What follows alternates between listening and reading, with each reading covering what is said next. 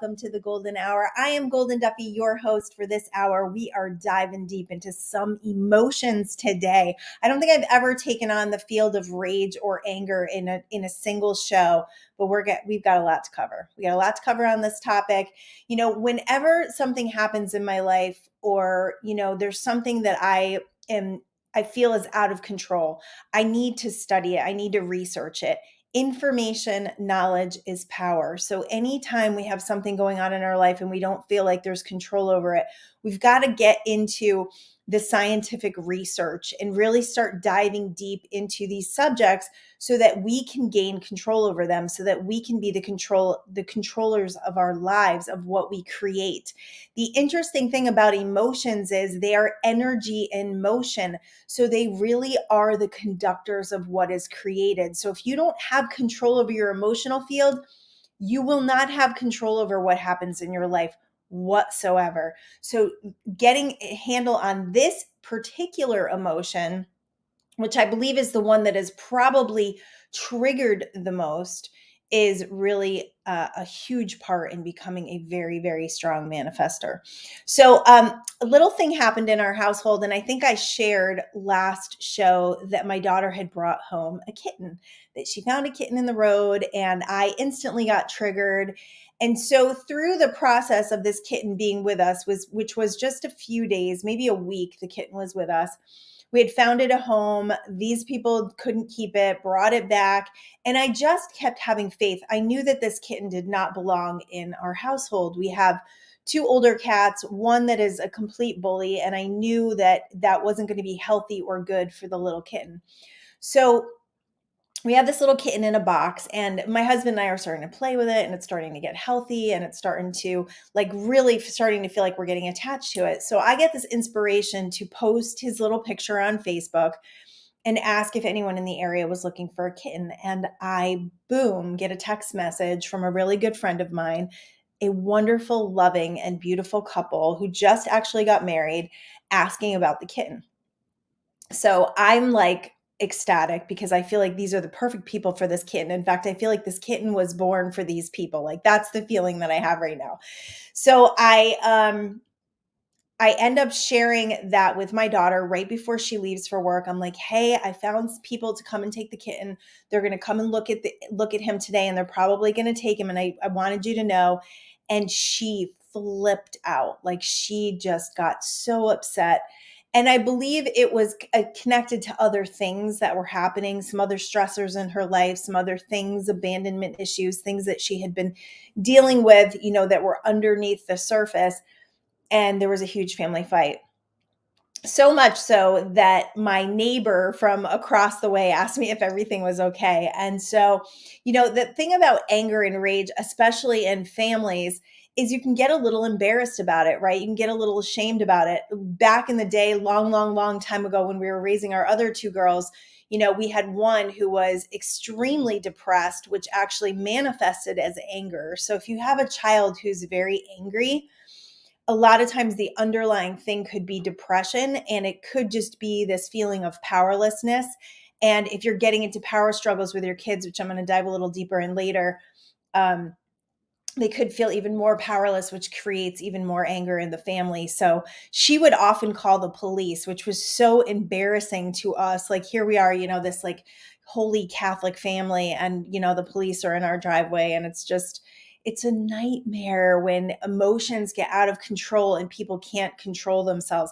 And it wasn't to the point where there was any physical abuse, but I'm going to share with you what happens in your body that might actually create physical abuse in your situation or in your family or in your life, because so many things get downloaded when you go to rage. So the first thing that I want to talk about is anger, because anger is the beginning of rage. And when anger is unexpressed, when it's buried, when you have a collection of hurtful experiences that you have been unable to express, that's when it can turn to rage. And when it turns to rage, that's when it's out of control. Rage is considered uncontrollable, violent anger. Now, maybe you're not susceptible to this, and this conversation is not valuable to you, but I promise you that if you can understand the emotion of anger, it's you may have people in your life that you see enraged, and being able to understand what they're going through physiologically, mentally, spiritually, you're going to be much more helpful than if you're completely clueless because you've never felt the feeling of rage or been able to express anger. All right, so first of all, anger is a necessary and useful emotion. I know it may not feel that way, right? Like it may feel like why do we even need to get angry? And at this point in my life, it's really interesting because, I got a little triggered by the kitten, yes, but things happen in our experience that would normally get me really upset that don't anymore, because I have so, like, the foundation of faith and trust that things are going to work out, and that I have no idea at this moment how they're going to work out. So getting angry about it would be a wasted emotion because things are probably going to work out better than I thought. Example, this kitten situation where I really felt the whole time, as soon as I started to feel a little bit of stress, I started to get a little bit of stress because this cute little kitten is in this box. We have this huge, like, wardrobe, Home Depot box, and it's starting to get active because it's getting healthy, and I'm feeling like a little stressed that this little baby is in this box and it should be out playing and having fun. So whenever I started to feel a little bit stressed, I went back to my faith and I was like, this is going to work out better than I could even expect. And those are the intentions. When you start setting intentions for your life that way, you're going to see your life playing out in a much more positive experience right away. It flows the energy towards positivity, because when you get angry, when you get frustrated, when you get irritated, you slow the energy field down towards the solutions. It's a maturity thing, it's a spiritual thing, it's a deep connection with the mastery of life. And I'm not saying I'm perfect at it. Obviously, I get upset. But the more you can work on that, the more you can master the control of your emotions, the more you're going to master this wave behind me, the more you're going to master that creation of life and the tides turning in your favor a lot quicker. All right. So first, if you look at anger, we have to begin at the beginning and what the beliefs are that you even have about anger in the first place. What was it like when you were growing up? How was anger handled when you were growing up? What happened to you when you felt anger or you expressed anger when you were younger? Because remember, our belief systems are created by the age of 4 to 7. So these are like, when we're having temper tantrums, when we're feeling like people aren't listening to us, when we're feeling like we don't have any control over our lives, a lot of anger is connected to powerlessness. This is why our teenagers walk around really angry, because they don't feel like they have any power. And I'm going to give you some tips on that, because the more you can come together as a family and have people feel powerful versus powerless, the more successful your family is going to be. I promise you, I'm a success story in that. I really believe that, because our family is incredible. It is. It's not a brag. It's a fact that we're not perfect, but we have figured out how to communicate with our kids in a way that allows us to have healthy relationships and allows us to express anger safely and get that energy out. Because when anger is stuck in your body, that's when it ends up turning into rage or disease or, out of control emotions. So what do you believe? What was the first thing that happened to you around anger that created beliefs? Were you sent to your room? Were you punished for it? Were you sent to the principal's office? Were you kicked out of your house? Did you lose your children over it? I mean, what are the experiences that you've had anytime you've expressed anger? I personally would get in a lot of trouble. I'd get sent to my room, right? My anger would get me sent to my room. What we weren't allowed to express anger, but our parents were allowed to express anger at us. So there's a disconnect there. If there's a party of people that are your authoritarians that are, so pay attention to this with your own children, because if you are the disciplinarian and you're yelling and they're just performing because you're yelling, you are teaching them that they need to submit when someone is angry. And that's not necessarily a very good lesson for kids. It really isn't. So check in with that. Start getting control over your emotions. I started meditating almost, well, it was about probably 17 years ago. My daughter's 19. I started when she was 2. And that's when I started to gain control over my emotional field. Again, not perfect, but way better than I was before, when I was enraged at my children very often and yelling at them over stupid stuff, messes in the house or whatever. It was so funny. I had this experience the other day, like this realization the other day, and this is like a testimony to my growth. And it was so crazy, because my daughter, she could be a little messy, and we had a conversation around the fact that the she's been putting wet things on my coffee table, and all of our furniture is fairly new. We bought it when we moved to California, so we've been trying to preserve it, and we don't have little kids anymore, so our furniture really should be intact, right? And so there's these rings all over the furniture, and it's hilarious because the coasters are like a couple feet from that table. And I just said, hey, and we had a funny conversation about it, where normally that could have been a very stressed out, annoyed conversation, me yelling at her, annoyance. Instead, it was this very kind of funny conversation about the fact that, the table's getting ruined. And she said, well, maybe if you had prettier coasters. And I was like, I have gorgeous coasters sitting there of like Laguna Beach, like I have beautiful coasters. So she cleaned the house yesterday, and when I came home, the coasters were on that coffee table, like spread out, like in like a decoration, so she would remember to use it. So little tip, little life hack: if you do have water stains on your furniture, pour olive oil over it and put saran wrap over it for 24 hours, and it should actually pull the stain out for you. I'm still trying it. We're like at hour 26, and they've faded, but they're not exactly gone. So who really cares? Who really cares? The things that I used to get so upset about are just, I see now as a waste of energy. So look at what you grew up with, what happened to you when you expressed anger, and what your beliefs are about anger, because your beliefs about anger may be very connected. If you are experiencing moments of rage, they are definitely connected to that, because you're not allowing yourself to express a very healthy emotion. Now, anger, the great things about anger are anger makes it clear to us who we are. It tells us if our space has been invaded, if our freedoms are being trampled, if our pride has been injured, or our feelings are being ignored. So anger is like a window into our boundaries, into when our boundaries may be taken. And honestly, if your boundaries are being trampled, all the time I say this to myself when I'm starting to get upset about something that somebody did, and I'm like, but I allowed it to happen. So if your boundaries are being trampled, it's because you're allowing it to happen. People will take advantage of you for as long as you will allow them to. You're the one who has to put the boundaries in place and start putting your foot down. And yes, they may get mad at you for a little while, but at the end of the day, whose feelings really matter?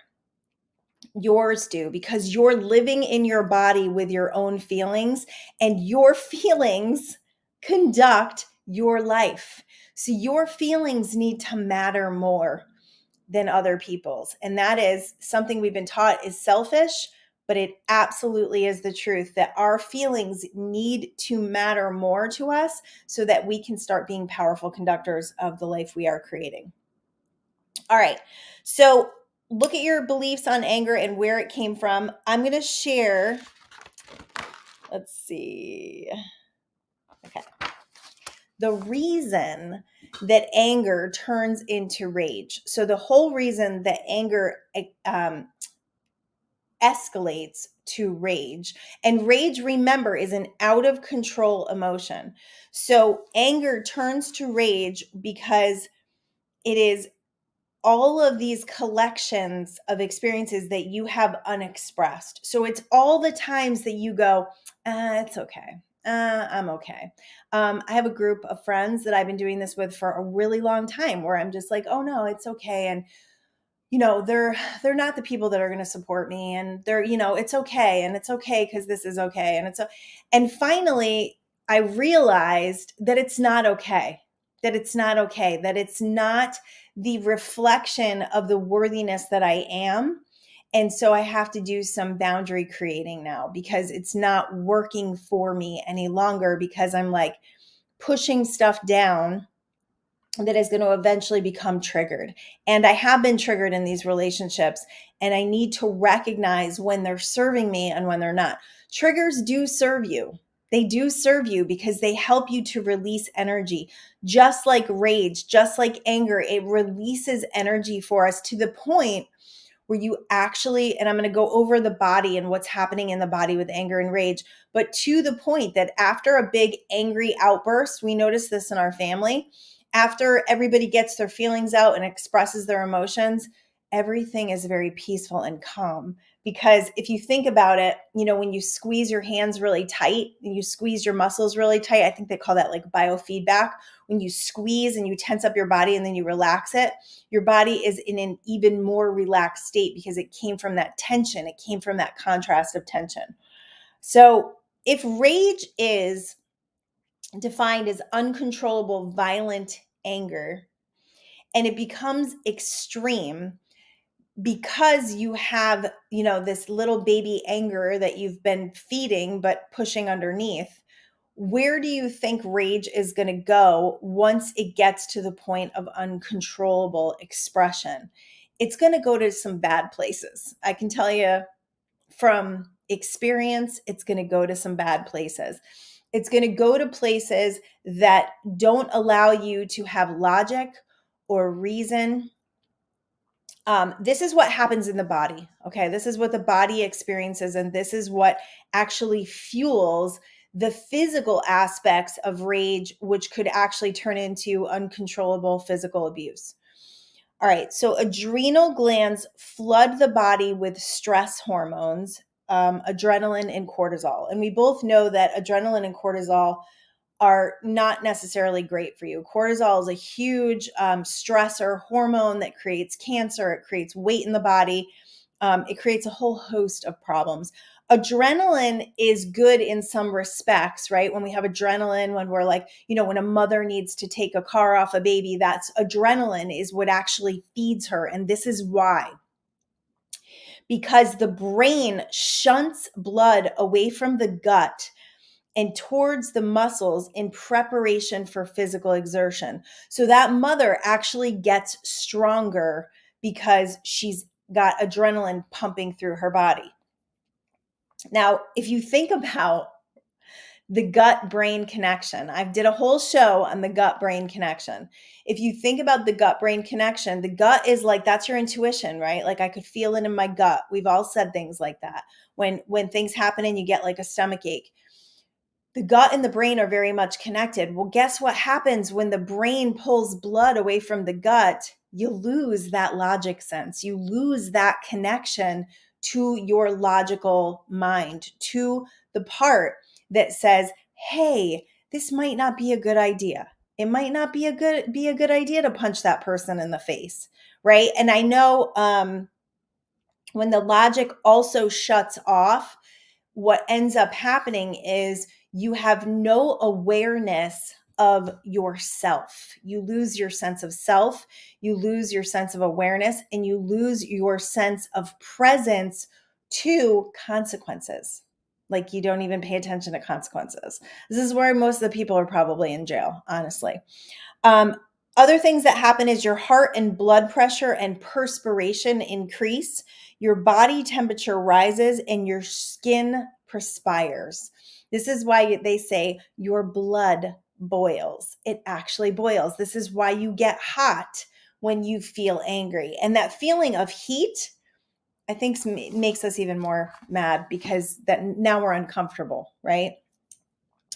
Rage can lead to physical violence because it's an out of control emotion. I have actually coached several people who experience blind rage, which is where they didn't even know what they were doing. And this is why this show is so important, for you to take these little nuggets and understand that if you don't deal with your stuff, if you don't deal with your anger, if you don't deal with your feelings, if you don't deal with this underlying stuff, you're going to find yourself in situations that are way less optimal, that you may end up in massive regret that you have created. Because eventually you can swallow your words, you can bite your tongue, you can do it for a super duper duper long time, take it from somebody who was a people pleaser, who did it for years and years and years, until my nerves were so afraid that I couldn't do it anymore. And then I ended up expressing so much that I lost relationships. And don't wait for that to happen. It's not worth it to burn bridges and lose relationships because you didn't deal with how you were feeling. Now, there are people in our lives who aren't going to get it. They're not going to get it whether we express it or not. They're not going to understand. They're not going to see it from our point of view. They're going to be victimized, and they're going to feel like you're attacking them. It's going to happen. So personally, I don't always tell people how I feel. I just decide if it's necessary. I decide if it's valuable. I don't need to fix people. I don't need to, if I know a situation is unhealthy for me and it's gotten to the point where I don't feel like there's anything really left to say, then I will excuse myself, or I will just pull my energy away. I won't necessarily break up the relationship, but I will pull my energy field away so that I can be in the energy field of being valued and worthy and respected, because that's what I know I'm worth. And so are you. Okay. Here is also where anger shows up in your physical body. So anger shows up in your lower back. I know, I was surprised about this, but this is interesting because financial struggle also shows up in your lower back. I can't tell you how many times my husband and I have pulled our backs out when we were financially struggling or super stressed about finances. Underneath financial struggle is anger and frustration and powerlessness and all the emotions that drive anger. So it would make sense that it shows up in your lower back.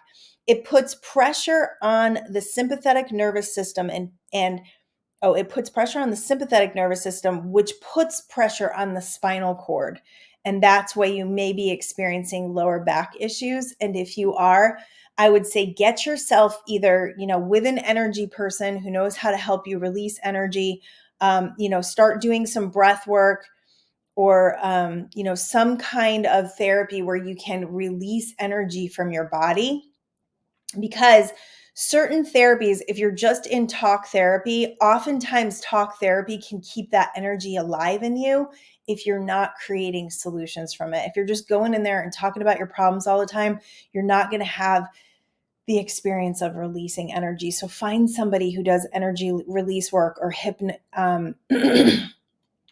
I had a hypnotist on my show, James Junta. He's actually coming back soon. We're going to talk about insomnia, which I'm very excited about because I know there's a lot of you out there that deal with it. And sometimes I deal with it too.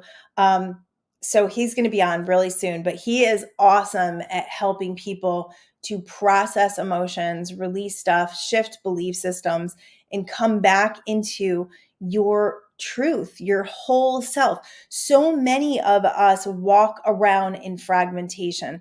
I remember when I was going through, it was years after I went through my family estrangement, and I had seen several different energy healers, some that did body work, some that just did, just energy release through the phone.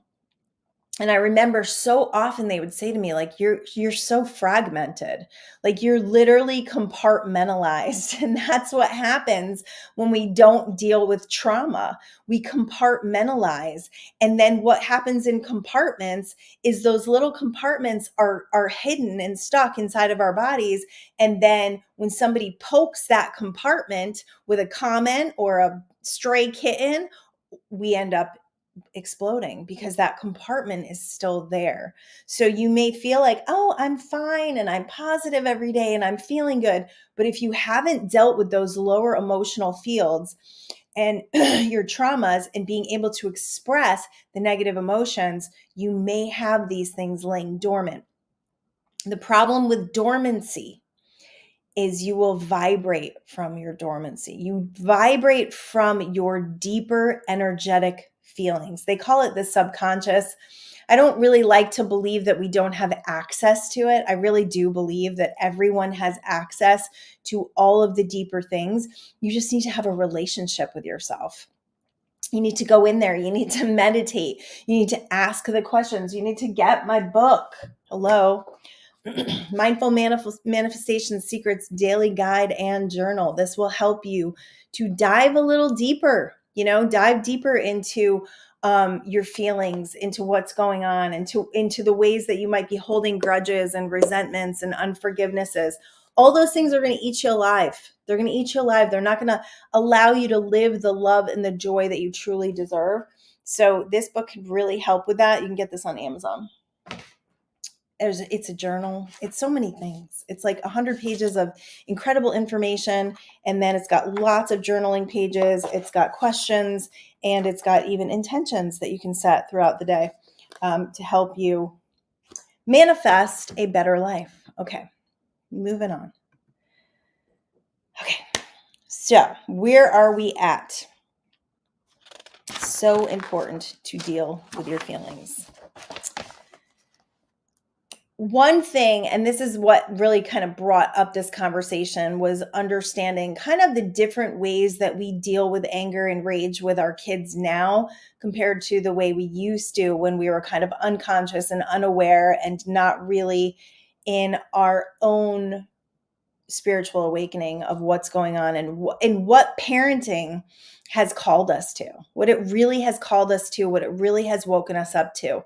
So we parented our older children very different than our younger children, and it was a very different time in our life. We had 4 kids. We had a huge business. We had a lot of financial struggle, 2008, 2009. We had a lot of stress. We had a lot of bills.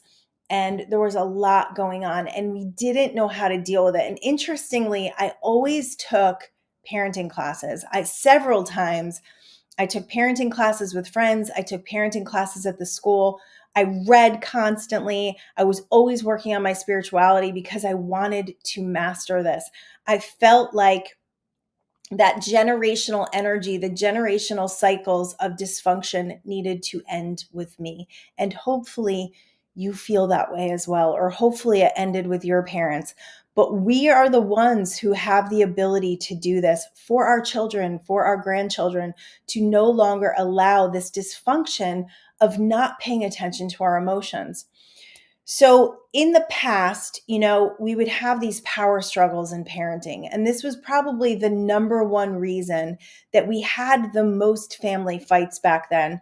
And it's probably the number one reason why we have the less amount of family fights now, because there is no more power struggles. We're not interested in the power struggle. We're not interested in putting our demands on our children or making our agendas their agendas. We tell them how we feel, but we respect, and this is not easy, especially if they're little. We respect that they have their own preferences and that they have their own agendas in life and that they have their own journeys in life. They have their own destinies in life. So back way in the day when we would have these big fights, I started to realize that whenever there's a power struggle, somebody always has to lose. Now, this comes on the heels of really cleaning a lot of stuff up for myself. I felt very powerless as a child. I had some abusive situations that made me feel even more powerless. And I didn't really start feeling powerful until, probably more into my 30s, honestly, because, I was a really super young mom and I felt like my life was my kids. And that can be very powerless. If you're a stay-at-home mom, that can be a very powerless feeling, a very thankless feeling if you're just taking care of people all day. So I myself felt very powerless. And the way that I would lord my power over people was from trying to keep my house clean, trying to keep everything in control, trying to keep things working in a really efficient manner, which when you have a lot of kids, if you have any kids, if you can create organization in your home, you're going to have a much more peaceful experience. And I kind of have a zero tolerance policy for a lot of things. Like I do laundry every single day. I wash it, I fold it, I put it away. Now, I don't do everybody's laundry anymore. Thank goodness. But that's been like a huge saving grace in me not having piles and piles of laundry because I hated that. It just made me feel gross. So doing that actually freed up a lot of my feelings of powerlessness. I had things for my kids. I had baskets on the stairs where I would put their stuff in the baskets and they had to bring their basket up every night and they had to organize their rooms every night because I understood and they understood that a clean room meant they were going to wake up and they were going to feel better. Like we all connected to the fact that clean homes make us feel better. So in that power struggle that, the curfews and the control and the distrust and all of those things that we were working out for ourselves, right? Like, because I would come to my kids and go, I don't trust you because I know what I was doing at your age, even if they hadn't done anything wrong. My kids were way more innocent than I was. Good Lord. So in understanding that, and working that out with our first two, our next two, we just came from a place of trust with them. And they really have never given us reasons not to trust them. Maybe here and there, but for the most part, they're just really solid human beings that I don't worry about them. And if you are worrying about your kids, stop sending them worry.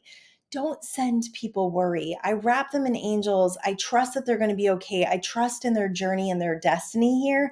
And that has been a huge part of this mom chilling out and not being such a freak, not being such a helicopter mom, not trying to micromanage and control everything that's going on. It's in my nature to control things. It absolutely is. And I've learned over time how that can be a detriment to a family when you're the one who feels like you need to be in control all the time, because that's not fair. And that's not how a family works. And that's not how compassion and communication works. Everyone needs to have a say, and it's a delicate balance, like this kitten, for instance. My daughter wanted to keep this kitten really bad, really, really, really bad. And it was heart wrenching to say no to her. It really was. And especially after we started, it was the sweetest little kitten. Let me just tell you. Oh my goodness. His name now is Walter Croncat. He is so adorable. I get videos and pictures of how much he is being loved. And I'm so happy how this all worked out. But the stress of that, knowing that as a parent of an adult child, she's 19, that I had to say that cat cannot stay here. It cannot stay in our home. And, some of the reasons that I gave to her to help her to understand this, of course, she's coming from, just that little girl place that wants a kitten, was, Lulu is going to beat the crap out of this cat. She's done it before with other cats. It's not fair to this cat to have her be bullied. The other thing is our other cats are 12 or 13 and 14. Like, we're at the end of this pet experience and I do not want to start over. They're going to be moving out. We're going to be moving on. And I didn't want that for our family. And I knew it wasn't right for our family, but to allow her to have a voice, allow her to express herself, allow her to be in rage, that was holding space of a whole new level for my husband and myself, to recognize that she has feelings, that she feels powerless, that she's struggling with this, and to allow her to express that. And then, oh my goodness, well, this is a win. This is a win to have her apologize afterwards. And that was, you just feel like you won as a parent when your child can come back, not as a victim, but standing in her power and saying, I'm sorry. I'm sorry that I did that. And I'm sorry that this happened this way. It's a true win. So in that, at the end of that day, I texted her and I said, do you want to meet for gelato? And I took her to gelato, and it's not rewarding her crappy behavior. It was reconnecting with her, and it was being compassionate with her. And I think we have this idea I think some people have this idea, which drives me a little bit crazy, that if we coddle our kids and we, don't punish them for these negative emotions, that they're not learning the right lessons. And I completely disagree with that. I think that when we value their emotions, when we respect them, when we hear them, when we listen to them, we are teaching them how to create really healthy communications and relationships. So we had gelato and we talked it out, and she ended up falling in love with this couple. And after the kitten left, this is the interesting thing that really made me go, okay, I'm going to do a show on rage. I'm going to do a show on anger, and I'm going to give out information and knowledge and wisdom that helps us to connect a little deeper with these intense emotions so that we can benefit the most from them. So I noticed, my husband noticed, there was just a calm over our house. And we've noticed this many times. Whenever there was a big family feud, things that we're not proud of, we said things, we swore, we yelled, things we're not proud of, things we're a little bit ashamed about, things the neighbors might have heard, we come back together stronger. This is a huge caveat here.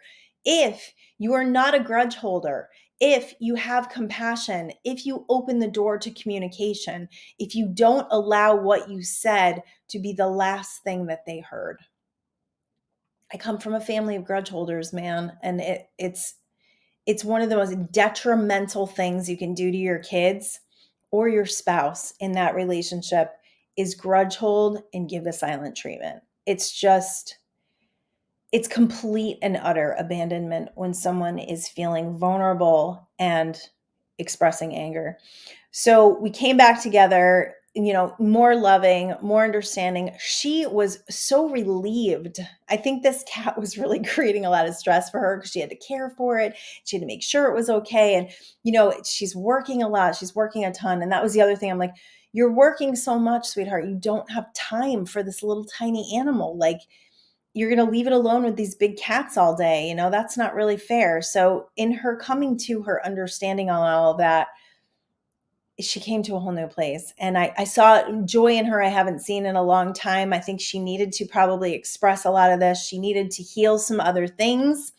It's very, very often that trigger, that anger, that rage is connected to something else, something that you've buried, something that, that collection that you have, the collections of wounds and traumas.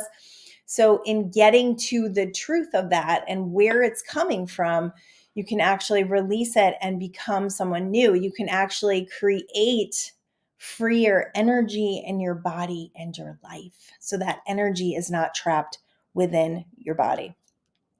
So power struggles in parenting means there's always a fight and someone always has to lose. How do you gain more control when emotions, how do you gain more control? Love. That's how you gain more control. You add more love to the situation. You add more compassion to the situation. You ask questions. I don't care how old your kids are, help them to connect with how they feel. Help ask the questions that will help them to understand their very own feelings and navigate that emotional path. That is one of the greatest things you can do for your kids, no matter how old they are. Get them to understand if you're not feeling good, that's okay. But we're not going to take it out on other people. We're going to process it instead of making our house be a war zone. Remember that when emotions are high, logic is low. Think about that gut brain thing. It's a disconnection of the gut brain. Meditate. Oh man, if you're a parent, meditate. If you're not a parent, meditate. If you're a human being, meditate. Meditation has been the single biggest thing in my parenting game that has made, in my life game, that has made me the powerful creator that I am. We do have a group, the M21 Revolution on Facebook. It's a free group. We do donation-based challenges. And right now we just finished a 21-day challenge. It will help you meditate for 21 days. We have 21 days of meditations in there. Just ask to join the group. We'll put you in there. The 21 meditations are at the top of the page. So every day you click on one. We got some that are 18 minutes. We got some that are 8 minutes. You click on one, you do the meditation. I promise you within 3 or 4 days, you will feel a difference. You will feel a difference in the energetic field. Okay, get out of victimhood. No one is doing anything to you. No one is making you feel anything that you are not giving permission to. And if you feel like someone is triggering something within you, they are doing you a favor. Because if you can express it in anger instead of rage, you're going to have a lot more control over it. Let go of needing to be right. That was like a Dr. Phil thing, I think, right? He would ask people and they'd be like, "Oh, so you proved that you were right, you know? How's that working for you?" It doesn't work when you're trying to be right all the time. That is a very ego-centered way of living, trying to be right all the time. And it's some sort of, it doesn't make anybody feel good. So you ended up being right, but everybody hates you. It doesn't, you don't have to, you don't have to say, "I told you so." You don't have to prove that you were right. You can be a good human being and just let things lie. You don't have to be in this proving every time that you were right and that you won, because if you won, somebody lost, right? And it's usually your loved ones who are losing. Start listening. It's one of the things that I have a hard time with, believe it or not, as I talk on my, I don't know, 200th hour of my episodes. It's challenging for me to listen because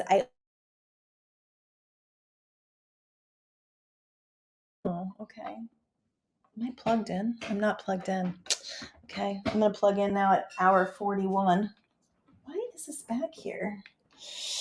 It's something that is challenging for all of us, I think, especially as moms, because we work so hard to try to fix our kids. We work so hard to try to fix people, right? If you're like me and you got a lot of knowledge and you got a lot of information, you may want to try to fix people's problems all the time. And the problem with that is, people are not always in the vibe of the solution. They're not in the energy field of the solution. So when you give the solution, they often can feel attacked because they're not there yet. Another thing is when you try to insert yourself and give advice that people didn't ask for, just because people are complaining and sharing their problems does not mean they want advice. So one of the greatest things you can do is ask permission. May I? Would you like my opinion on this, or are you just venting? Because oftentimes, especially our teenagers and our young adults, they just need to vent. They just need to vent. And if someone in their spiritual development is not at the point of letting go of victimhood yet, your advice may not be helpful. They're not ready for it. They're not ready to live it yet. And it just feels kind of impossible to them. So it feels worse than if you had just sat there and listened and said, "You know what? This stinks for you." I love saying that to my kids. That sucks for you. That's hard for you. Just acknowledging their feelings can often help them to shift their feelings, because they're like, "Oh, somebody hears me. Somebody understands me. Somebody is giving me space to feel my feelings." So that's a great way. Compassion is huge, especially in parenting. In any relationship, compassion is the thing that shifts things. So if you're in a war zone with somebody, if you're in a battle with somebody, if you can have a little bit of compassion for them and understanding of what they may be going through, it doesn't give them a pass. I'm not saying give people a pass for crappy behavior. I absolutely am not saying that. What I'm saying is compassion shifts the energy so people can communicate. So if you have compassion, I used to lay in my daughter's bed, like in the hardest times of our lives with her. I would lay in her bed. This was actually, I was seeing a licensed marriage family therapist, and her suggestion was that I lay in her bed and I think about her life and how hard it may be for her and the things that she's up against. And it really helped me to kind of walk in her shoes a little bit so that I could have compassion and not have so much anger with her and not take all of her stuff personally, and realize that she was just really self-involved, because that's the truth about our teenagers and our young adults and our little ones. They're very self-involved. They don't have the capacity yet to consider us or our feelings. They're not thinking about you as much as you think they're thinking about you. So all this taking it personally, people are often not even considering. So they're not doing things purposely to hurt you. They're just doing what they need to do, what's best for them. Focus on what's good about them. This is probably one of the greatest tips I can give you for creating great relationships. Find what's good about them and focus on that. Huge. Write positive aspects about your kids, your spouse, your boss, your employees, your friends. Write your mother-in-law. Write positive aspects about those people in your life, especially the ones you're a little challenged by. The reason is what it does is think about the big radio station, right? We're tuning our radio dials with each and every person that we have a relationship with. We can turn it to the negative static, or we can dial it up and focus on what's good about them. With our kids, it's challenging because we're always trying to mold them and fix them and make them better people. But the truth is, what that does is it puts a spotlight on their issues. It puts a spotlight on what they already don't feel good enough about. That's why they said in all the parenting books, focus on the praise, focus on what they're doing right, and ignore the bad. I know that was impossible. I was never good at that. I am now. I am now. Interestingly, so talk about listening to your kids and kind of going with what they need. It can be really challenging. So my girls wanted to clean my house. I have a house cleaner. For years and years and years, I cleaned my own house. And then as I started the shows and my business and all of that, I just got busy, and physically, I really just didn't want to clean the house anymore. Like, it's exhausting to scrub, and I would clean the whole house in one swoop, and it took me like 3 hours. And then my body would be physically just so exhausted and my back would hurt. So we decided to hire cleaning ladies, and they've been amazing. We've had them for like, I don't know, maybe 2 years. And they've been amazing, and I love them so much. But my kids want to clean the house. This is crazy. I know, this is nuts. I don't even understand this.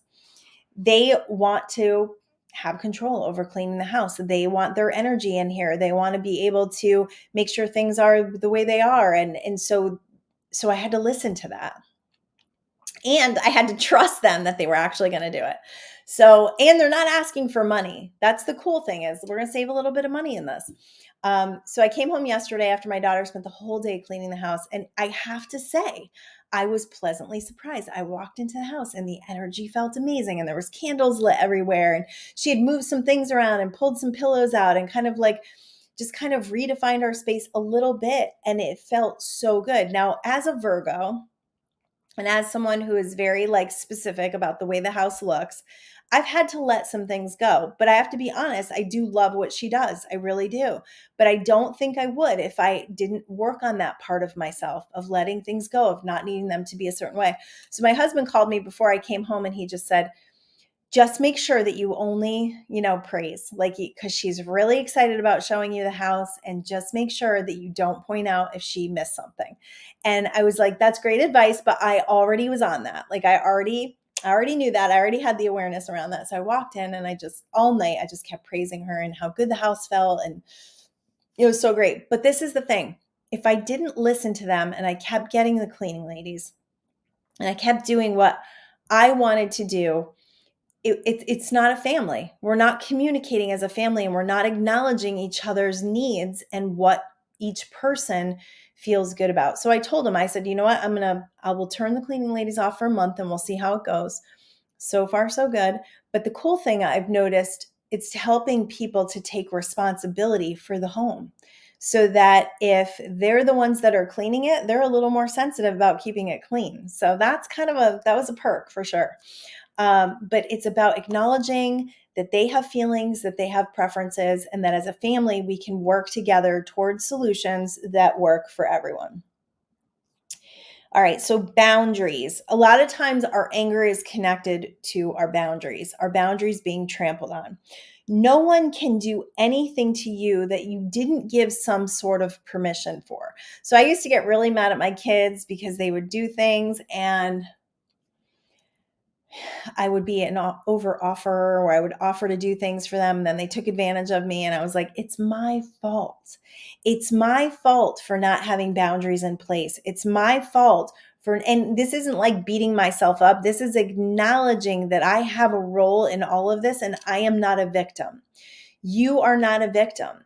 So you are giving people permission to treat you the way that you are allowing. So if someone isn't treating you right, you have given them permission to do that. And you're the only one that can put an end to it and stop it. Let's see. Okay, I'm gonna give you the positives to anger before we close the show. So deal with your underlying emotions by becoming more aware of how you feel and really journaling about that and where that comes from, where the anger comes from, and what, if you get to the root of the powerlessness or the fear that's underneath anger, that's usually what's underneath there, you will help clear it. That's what happens when we acknowledge it, when we put a spotlight on these emotions, we neutralize them. All right, so here's the good things about the expression of anger. It strongly motivates you to do something. It puts you, there's action in anger, right? Anger can help you cope with stress by first discharging tension into the body, right? The energy that is sent to your muscles. By amplifying the tension, the after effect can actually. Few reasons for this are expressing much needed emotion moves energy out of the body, right? Energy and motion, that's what emotions are. We always feel better when we acknowledge our feelings to ourselves. We always feel better when we stop living in denial and we actually acknowledge how we feel and stop running from them. By revealing the truth, you are more in solution mode than when you are living in denial. You will not be able to find solutions if you are not acknowledging that there's a problem. By not acknowledging these negative emotions, they're going to pop up in other ways and they're going to be less than optimal because you're not going to have control over them because you have not done the job of dealing with them and processing them. The reason that anger turns into rage is because you've got all this stuff going on that you're not dealing with. It's all that underlying stuff. So in order to really get a handle on the rage, you've got to start connecting with the anger. And I know it doesn't sound like fun, dealing with negative emotions and being on the spiritual path is not always fun. It's not always fun. But I will tell you that when you do deal with this stuff and you start processing your emotion, the journey gets better. It gets funner because you don't have these underlying heavy emotions that are constantly trying to drag you down. The minute you're not distracted, the minute you're not running around, that's when you feel the low lows because you're constantly trying to cover them with food or drugs or alcohol or shopping or busyness or social media. By dealing and connecting with this anger emotion and especially the beliefs that you have believed up until now, you will be able to process those energies and not live in so much anger, not be so in a triggered state. You deserve to be happy. You deserve to feel joy. You deserve to live this life of experience, right? Experiential joy is because you are a powerful creator and you know it. And you're no longer handing over your power to an emotional field that's been unexpressed or to other people or to people pleasing or to obligations. You're actually acknowledging, hey, I've got this self here and my self matters and what I've got going on inside really matters. And when I process it and when I actually release the energy that is connected to it, I'm going to become more. I'm going to become whole. I'm actually going to heal so that I'm not living in fragmentation anymore. I'm not living a life that is less than because I'm trying to get love from a fragmented self. I'm not trying to get love from places where I'm covering up the negative emotions that I really feel about myself or others. So it all begins in that self relationship and really getting to know yourself, journaling, meditating, becoming more contemplating more, and getting curious. That's what this show is all about. We got super curious about anger and rage, and now we know more. So now we have an arsenal to deal with these things so that they don't become out of control emotions. All right, you guys, that's my show for today. I love you all. Join me. Actually, you can catch my podcast.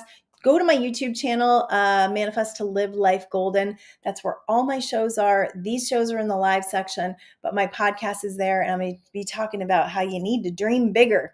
That's coming soon. All right, love y'all. Peace out.